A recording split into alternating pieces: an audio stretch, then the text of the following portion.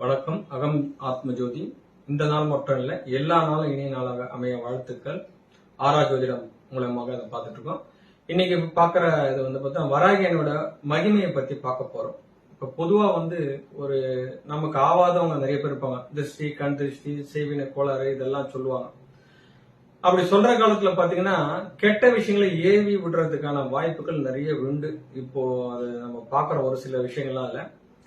இந்த வராகியனை வழிபடுறவங்க பாத்தீங்கன்னா நம்மள காக்கக்கூடிய ஒரு அன்னையா பார்த்து கண்டிப்பா இருப்பாங்க.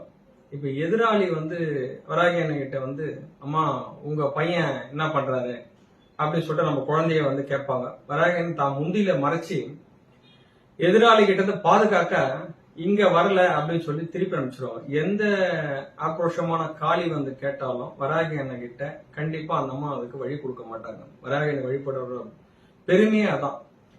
அது மட்டும் இல்ல, நீ இந்த வழியில போன தவறு, இந்த வழியில இருந்து மாறிப்போ அப்படின்னு சொல்லி வீட்டுக்குள்ள நம்ம அனுப்பிச்சிட்டு சாப்பிட்டு போ அப்படின்னு சொல்லிட்டு நம்ம சொல்லுவாங்க.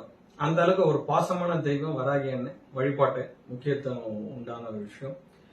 அதனால இந்த பஞ்சமி திதியில வராகிய வழிபட்டு சகல நலமும் வளமும் பெற்று வாழணும்ட்டு உங்களை வேண்டிக்கிறேன். நன்றி, வணக்கம்.